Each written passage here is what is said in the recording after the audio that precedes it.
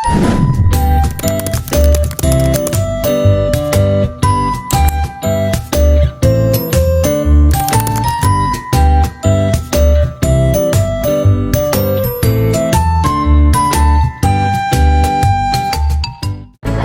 warahmatullahi wabarakatuh. Perkenalkan, nama saya Sufiatul Aini.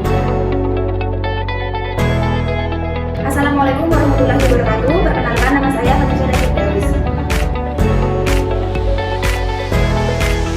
Assalamualaikum warahmatullahi wabarakatuh. Perkenalkan, nama saya Wahyu Rahman. Resiko pembiayaan pada bank syariah. Bank syariah sebagai lembaga intermediasi mempunyai fungsi untuk menyalurkan dana kepada masyarakat dalam bentuk pembiayaan. Dalam melakukan pembiayaan, bank syariah seringkali dihadapkan oleh risiko-risiko yang muncul akibat pembiayaan tersebut. Risiko pada akar pembiayaan ini antara lain, yang pertama ada risiko pembiayaan jual beli. Jual beli di sini menggunakan akar salam, istisna, dan pembiayaan.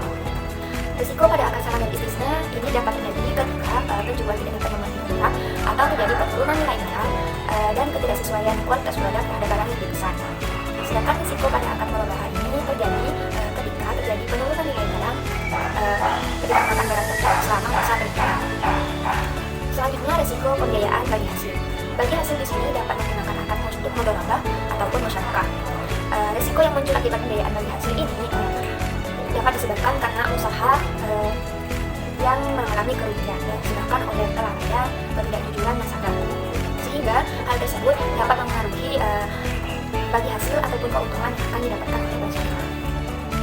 Sedangkan risiko usaha yang disebabkan oleh kebakaran, bencana alam ataupun non-human error itu pada akar murabah akan ditanggung sepenuhnya oleh bank syariah. Jadi bank syariah di sini menanggung risiko usaha yang disebabkan oleh non-human error.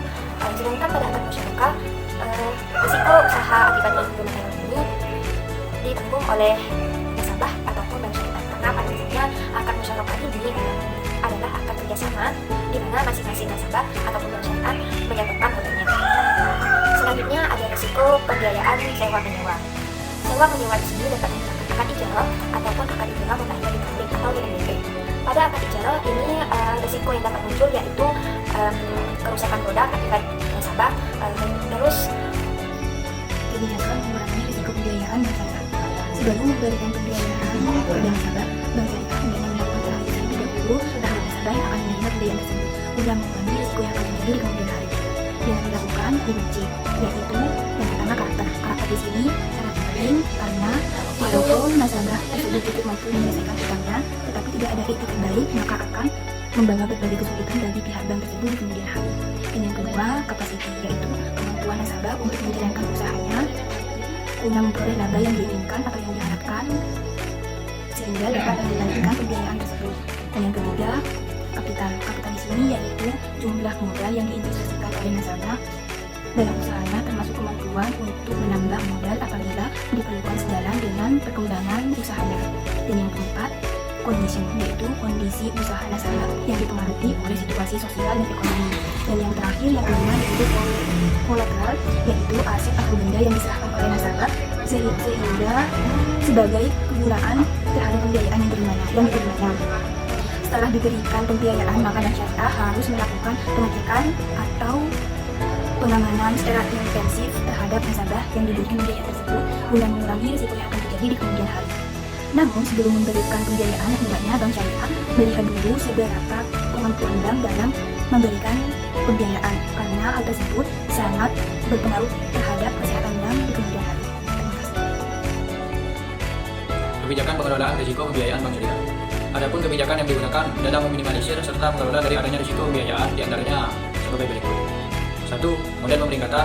Untuk pembiayaan perseorangan pada metode ini menggambarkan terjadinya perubahan pembiayaan yang buruk. Model pemberian kata tersebut memberikan kepercayaan kepada bank syariah untuk tidak memfokuskan portofolio investasinya pada pembiayaan berkualitas rendah. Pemberian kata ini adalah bertujuan untuk memfasilitasi keputusan tentang tujuan pembiayaan yang baik. 2. Manajemen risiko portofolio. Merupakan suatu teknik yang digunakan untuk mengelola berbagai aset dalam suatu portofolio investasi untuk mencapai diversifikasi yang maksimal dan optimal.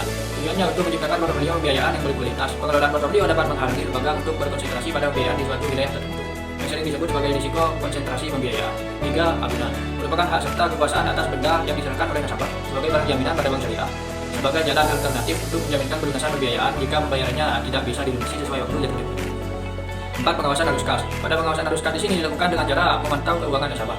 Bisa jadi cara ini cukup efektif dengan melihat kondisi keuangan nasabah yang telah dibiayai melewati mutasi kegiatan operasi rekening di bank syariah, sehingga pembiayaan yang memburuk situasinya dapat ditemukan. 5. Manajemen pemulihan. Dengan membentuk tim khusus untuk mengganti penagihan merupakan bagian yang terpenting dari kegiatan manajemen risiko pembiayaan. Kerugian yang masih tidak tertagih karena pembiayaan yang macet atau buruk, bank syariah bertanggung jawab untuk itu. 6. Asuransi. Asuransi merupakan salah satu dari sekian yang digunakan dalam mitigasi risiko pembiayaan, baik dari sisi pembiayaannya, sisi objek agunan, maupun sisi jiwa yang menerima pembiayaan.